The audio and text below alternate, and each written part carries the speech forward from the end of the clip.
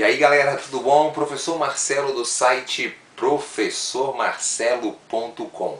Viu aí os nossos planos bacanas? Essas videoaulas que eu estou postando aí para vocês, claro, são aulas para ajudá-lo a detonar aí no vestibular e no Enem, ok? Conheça aí o nosso programa aí do Enem aí com aulas gravadas em estúdio, né? Um material bem bacana para você, apostilas, simulados, aí um banco de questão para você detonar. Material em PDF aí, resumos, tá? Não esqueça também de dar uma olhada nos produtos aí, o Memogel é um livro bem bacana para você, um livro de bolsa, você tem todo ali os conceitos básicos, o que mais cai no vestibular no Enem, para você estar levando aonde você quiser para dar aquela estudada, né? Sabendo aquele livro ali, com certeza ali você vai detonar aí no vestibular. Não esqueça dos nossos CDs de paródia também, né? CD 1, 2 e 3 agora, com várias paródias, você botar no seu carro, no seu celular, sair cantando e detonar aí no vestibular. Vamos começar então? O assunto de hoje é a demografia. Demo, demônio, grafia, escrita, escrita do demônio. Não é. Demografia, claro que demo de população, grafia de estudo, é o estudo populacional, o estudo da população. Que, claro, os países realizam um censo demográfico, que ele é realizado geralmente a cada 10 anos, o censo oficial do país. Claro que os órgãos aí de pesquisa do país vão mantendo, né, as pesquisas, geralmente de 5 em 5 anos, um levantamento populacional, né, para ver a questão de migração, a questão, né, toda que envolve essa população, né. O grande censo, né, o primeiro que é feito pelo Brasil, né, hoje o órgão que faz é o Instituto Brasileiro de Geografia e Estatística, mas o primeiro censo brasileiro feito, né, no final ali, né, 1872, o primeiro censo, e deu quase 10 milhões de brasileiros, né. Hoje o último censo aí do Brasil, né, apontou aí, né, para mais de 180, quase 200 milhões de brasileiros, já estamos com esse número, né, um pouquinho mais de 200 milhões de brasileiros. Então tu vê a grande evolução da população do Brasil. Então vamos entender um pouquinho, né, o que é um país populoso? Populoso é o país que tem uma grande população absoluta.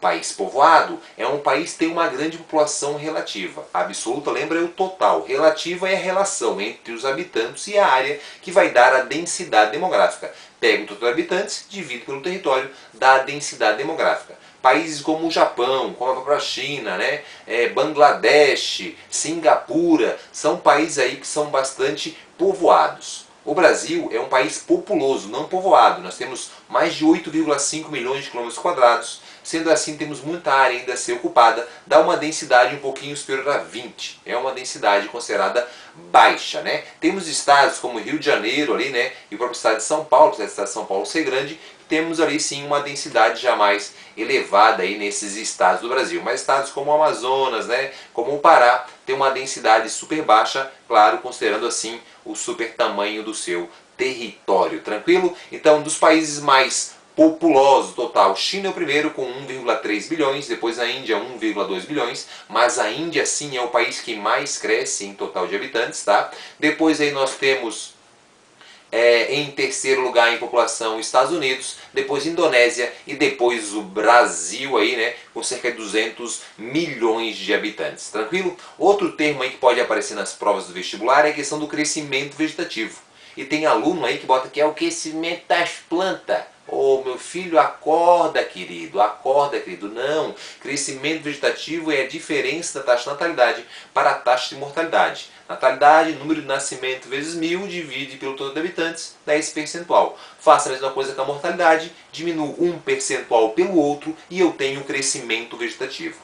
Em alguns países do mundo, como a Alemanha, né, em alguns países da Europa lá também, nós temos o CV negativo, ou seja, a taxa de mortalidade é maior do que a natalidade. O governo assim fazendo medidas, incentivos para que as mulheres, né, as famílias tenham mais filhos, porque isso traz consequências negativas para esse país no futuro, né, como a questão de falta de mão de obra, né, como também um excesso de gastos na aposentadoria, previdência social, saúde. Então o país precisa ter jovens para ter força de trabalho e também o mercado consumidor, sendo que o jovem é o que mais consome, né, nesse país. Tranquilo aí, crescimento vegetativo? Passamos? Beleza. Outro dado interessante falar de população mundial, que hoje nós estamos em torno de 7 bilhões de habitantes. Se você olhar o gráfico, vou botar agora aí, olha o gráfico, né? A população ela vem depois de Cristo ali, né? Acompanha o gráfico. Até 1300 era equilibrado, nascia muito, morria muito, então não tinha um grande crescimento. Depois na peste negra há uma redução. Toda uma revolução sanitária, o pessoal começa, né, claro, a melhorar, a população mundial volta a crescer, mas é a partir sim da guerra, né, da revolução industrial e depois das guerras ali que a população começa a dar um boom, né, começa a crescer bastante, tá? Então, a partir da revolução industrial, a população mundial começa a crescer, aumentar muito, sim, esse número, esse crescimento vegetativo, principalmente porque reduz as taxas de mortalidade, tá? Então, a população mundial ela começa a crescer num ritmo bem acelerado. Então daí começam, claro, a aparecer as teorias do crescimento. E a primeira teoria é a teoria de Malthus, né? Thomas Malthus ele alertava esse grande crescimento. Ele falava que a população crescia em PG e a produção de alimento em PA. A produção de alimento ia dobrando lá, né? Enquanto a produção de pessoas ia dobrando, né? 1, 2, 4, 8, 16 em PG, enquanto em PA o alimento 1, 3, 5, 7, 2 em 2, né? Então ele ia somando, né? Então essa diferença, como você pode ver no gráfico, seria aí, claro, o problema de fome, né? Que ele apontava, desigualdade social. Então deveria ter um controle da natalidade. Claro, os métodos que ele apresentava era o seguinte, né? A primeira ideia dele era que retardasse o casamento, as pessoas casassem mais tarde. Segundo, né? Se casasse também tivesse a questão da castidade, né? Então sexo não podia fazer sexo. E também só ter filho quem puder sustentar. Essas eram as ideias de Malthus, né? E essa teoria foi assim durante muito tempo. Mas depois ela foi, claro, considerada ultrapassada, porque a questão não é a produção de alimentos, sim a distribuição, um grande problema. Então, temos aí a nova teoria de Malthus, a neo-malthusiana, que foi feita, claro, bem depois de Malthus morrer, mas que ela alerta também desse crescimento populacional, e essa teoria foi criada após a Segunda Guerra Mundial pelos países desenvolvidos, ricos, alertando esse crescimento. Falavam, se o país quer se desenvolver, ele tem que controlar a natalidade. Ou seja, né, quanto mais for alto índice de natalidade, mais dificuldade do desenvolvimento.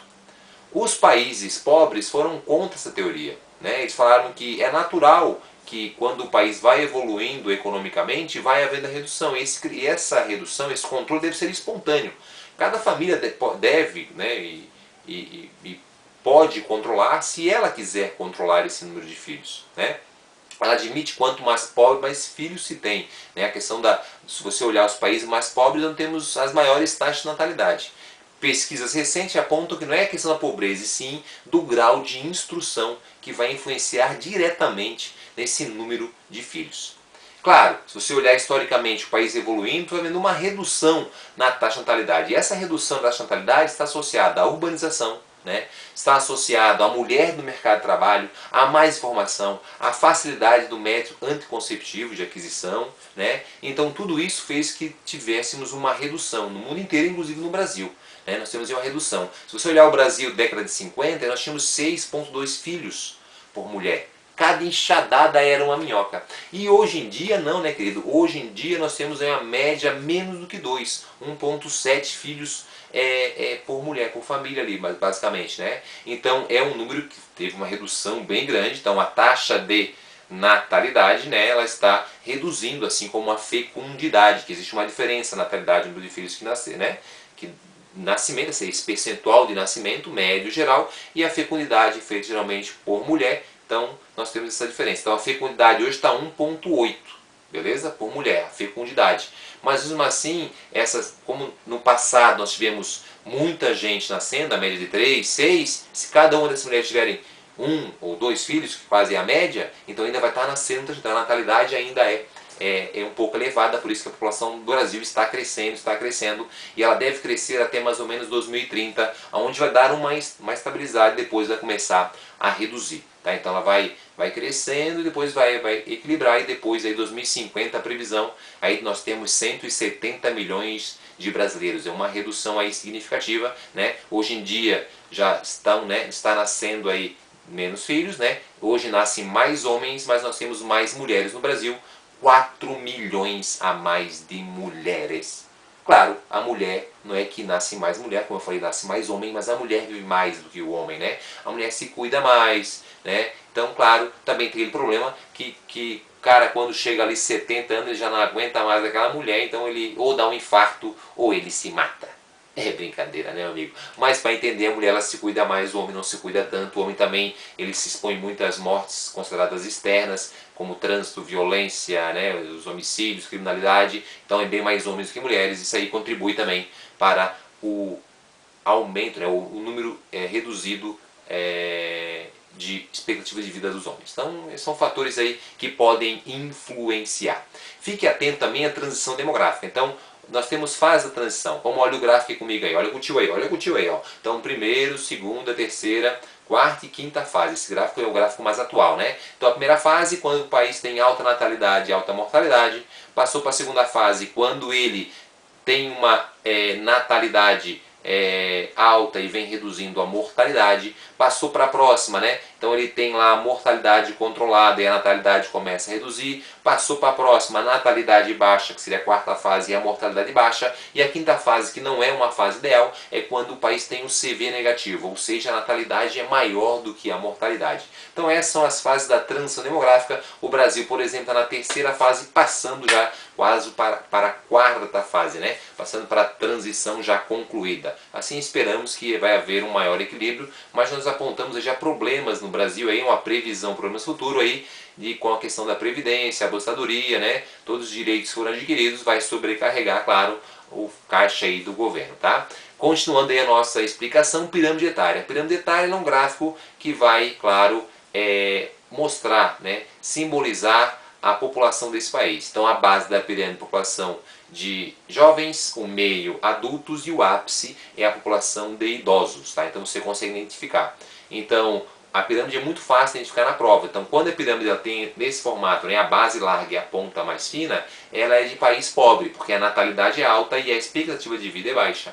O país vai evoluindo, ó, olha pro tio, a pirâmide vai se transformando, vai reduzindo a natalidade e aumentando, né, a expectativa de vida, ó, vai aumentando, vai aumentando. Então daí, claro, é um país já desenvolvido, que ele vai ter nesse formato aqui. O Brasil era assim na década de 70, hoje está assim, e a previsão, claro, é ficar assim. Então, quando o país ele tem a ponta mais fina e o ápice mais largo, ele é um país que tem baixa natalidade e alta expectativa. Para esse país, ele vai ter que direcionar o seu investimento em saúde e previdência social. No país que era desse jeito, com base larga e ponta fina, esse país tem que gastar muito em educação, porque tem muita gente para qualificar, e saúde, porque tem que aumentar a expectativa de vida dessas pessoas. Tranquilaço, amigo? Espero aí que você tenha entendido. Beijo para você e até o nosso próximo encontro. Assista aí a videoaula, curta aí o nosso canal no YouTube aí, ok? Compartilhe, conheça os nossos produtos aí, compartilhe com seus amigos aí que estão estudando no vestibular. E um grande abraço, professor Marcelo. Fique com Deus.